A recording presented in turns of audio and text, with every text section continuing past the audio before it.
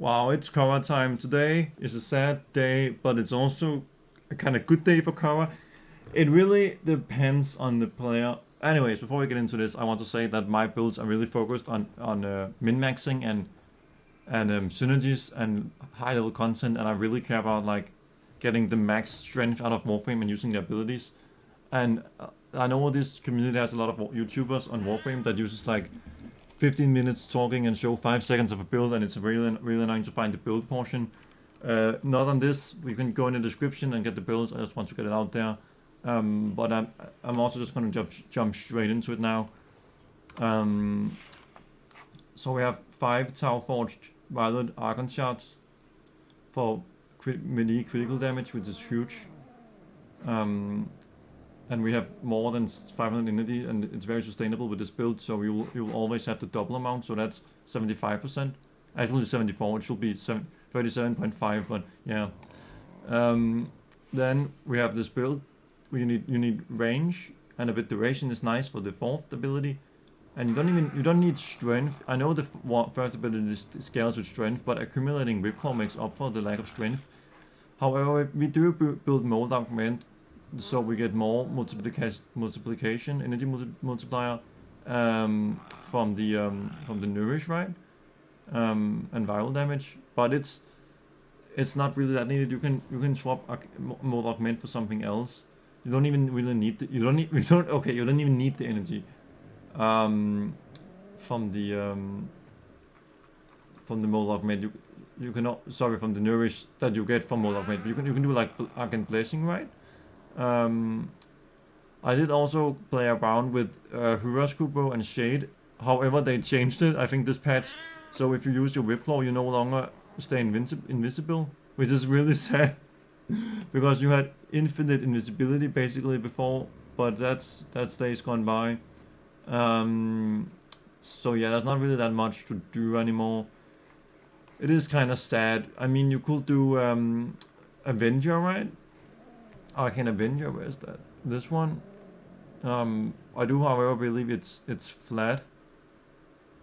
Actually, yeah, you can do this, right? And then instead of Brief Respite, then you can use Combat Discipline. However, it's... I mean, I really like the shield gain aspect of this, but it's... You can do either. I do think you're gonna get a lot more critical chance the other way, which is nice. Oh, it's really tough.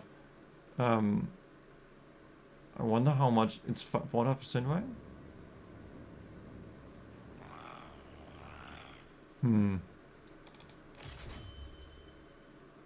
Oh, it's just so little. Nah, let's not do that, because the thing is that you spend a lot of energy, so this is nice. Anyways, for the weapons, you just want any weapon. Dexterity is really nice for this. I use this because I want to use the shotgun on some Warframes. Then we also have this, Laethum, with also for dexterity. You can just use any secondary. Just remember dexterity, right? Then we have the Reworks, and you want it because this, you gain 5% movement speed per combo multiplier. And you can also, sorry, that's on the Laethum. You can, instead of galvanized diffusion, you can use amalgam diffusion for dodge speed, which I'm actually gonna do. But this movement speed is nice, and the thing is, and I'm gonna show that in a bit, but it's a bit scuffed. Then we have Venari Prime. This is the setup. You notice there's a bit weird mods. We have Enchant Mentality and Metal Fiber and Redirection and Pounce. However, these companions, they lack a lot of you could actually use Vicious Bond, right? But it's not. This Venari actually lack a lot of the companion mods. Like usually we have Mystic Bond, which is kind of funny. Tandem Bond. We don't have what are they called?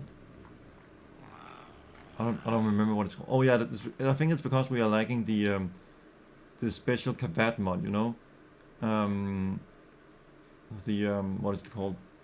You know, like it's Charm, and then you use Tech and Chance and the other one. So now we have more mod spaces open, but it's kind of scuffed. But one thing to notice is linked redirection.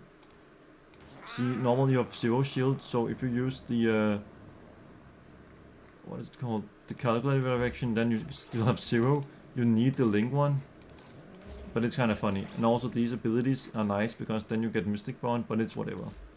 Venari has seen better days. However, the colors are kind of good, and this is the build I use. In the focus school Naramon, not to be a douchebag and stall, but I just want to show the other companion real quick. I used to use Hound, and then I used Kavat, and then I tried with the dog with the harass with the invincibility, which doesn't work with Whipclaw anymore, which is so sad. I think Nautilus Prime is really good for the grouping with accumulating Whipclaw. This is the build I use. Remember to have Synth Deconstruct, this is the normal one. Duplex Bond. Actually, it's really sad we don't have Duplex Bond for more priming, but we don't even use Condition Overload on our first ability. So it's whatever, but it is kinda annoying. But yeah. The weapon I use is the Work-Class Prime, and this is the setup. If you don't have a ribbon with critical chance, then you need to use the Prime Laser Rifle instead to get more than 50% critical chance to enable Tenacious Bond, and this is the setup I use. If no ribbon on this, then you use Cold, and if you don't have a ribbon on Work-Class, then don't use Work-Class, so that's easy to remember. Yeah, so the Whipclaw. No more. Gone are the days of the Magistar Incarnate with like 24 times critical damage. Okay, that was the damage on the Magistar, right? Let's just look for old time sakes. That can't be it. It was way more. Why does it say 10 times? Is that a bug? Well, it was, I think, like 25 times critical damage multiplier. I think it's because it might be the frame that's bugging out. Need stitching. Yeah, 20 times. Here we go. I don't know what the fuck that was about. But yeah, even though this said 20 times, you didn't actually get, I think, 20 times on your Whipclaw. But it was still very good because you still got this on your Whipclaw, which was actually disgusting. But now those days are over, which is very sad. It's a sad memory because you had like 50 million damage every melee hit with the Whipclaw. But now, I'm gonna show you guys. Now you can use the Galvanize mods. I don't know if you could that before. I didn't use them, but it's really this is worth it compared to the sacrificial steel. It's a bit better, but this is really good because electricity. And now we build electricity because then we can use melee influence, and the status is 25 base, and with whipping wounds it goes up quite a bit. Also, we have decent critical chance from base. We have 25% with this. I mean, I was hoping for more, okay?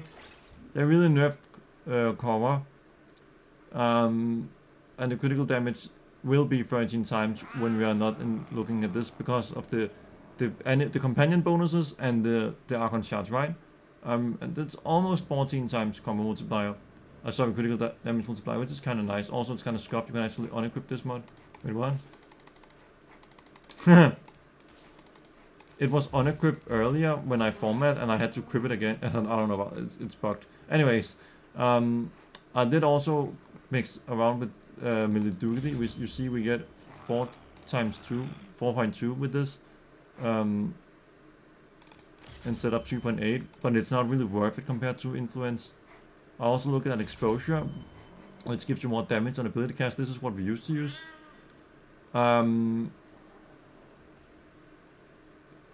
Is this the right numbers? I was doing 30% more damage also with duty, okay? However, if you use duty, then you can also assign shocking touch, right? And get like spoiled strike, but it's just not that much of a difference at this point. And I'm gonna tell you guys, this is almost the same amount of true damage, but the thing is that melee influence, I think melee influence saves Khora, okay? You're gonna be doing a lot less damage. However, the damage you do spreads much better. let me show you.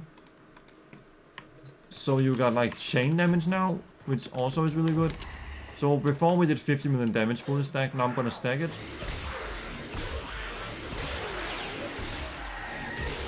Every hit was 50 million, right? Also the combo is below the crosshair thingy. So that's separate from your other weapon. So it was 50 million every hit, okay? Also, let's just say 50 million. That's easy to remember.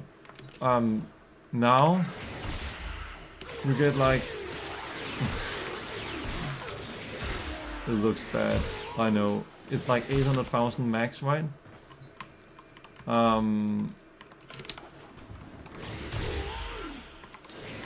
But the thing is, you see, they still get one shot. Melee influence is really nice. Let's just try hit the corner. You see, the shock damage is 200,000 every tick, which is it's honestly great. I know it's not 50 million damage, but the thing is that you still get like, oh my god, that's so funny. But you can still do like what is it called? Sorry, the 30% damage difference, that was with and without blind rage. No, not blind rage, without overextended. So you had 100% ability strength instead of 40%. And Minidugi is not worth it because you already have so much other outside. You have two companions with Tenacious Bond and you have the Argon Shards. So that's why they are not worth it. You could try Melee Duplicate, but I think regardless, Influence is so much better. You see, you get like 700,000 damage every time, and then you have the shocks proccing.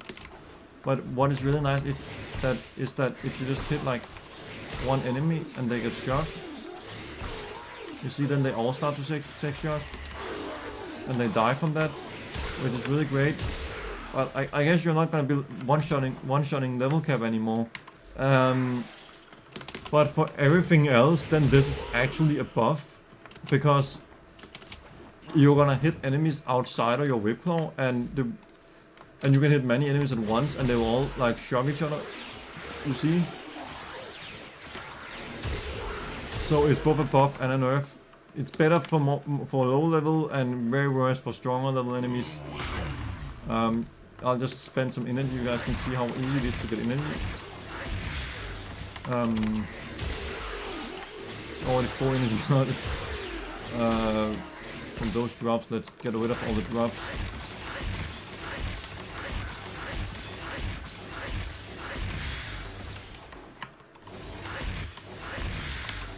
And then kill a few and you guys will see the energy sustain.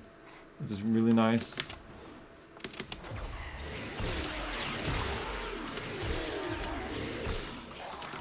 Yeah, so that's the Whipclaw, and this is the fourth ability, the cage. You also have the augment, so enemies that is hanging by the cage will drop more loot. And you see it has nice pull range. It pulls all the way over there, the first row. And when you hit one enemy in Whipclaw from the cage, they all take damage, which is nice. The second ability is called Ensnare, which makes enemies take more damage from the Whipclaw. The first ability, and it also groups them like this. But that also the Nautilus does that. But grouped enemies are really nice with the influence too, because the chain shock, right? So it's a really nice ability for this build too. And the third ability is just Nourished. So we have rival, right, on the Whipclaw, you see? Okay, I didn't see any rival there, but they will get rival, hit by rival, which is nice, and you get more damage, and you get more energy, even though you don't heal energy. But it's nice. Now it's easy one taps. Let's try hitting in the corner. That's so scuffed.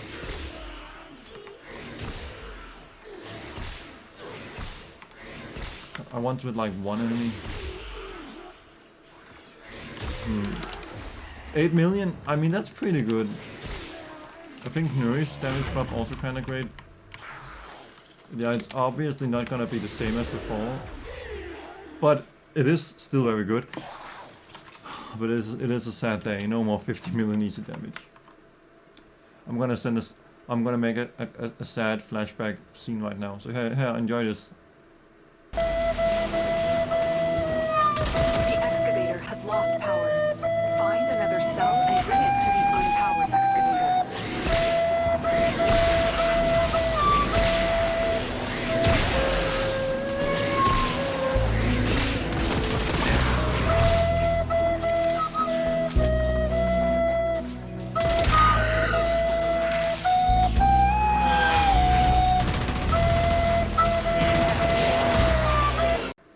Anyways, so that's it for the build. I think it's, I mean, she's really great. I mean, she's probably A or S tier still, and you still get more loot.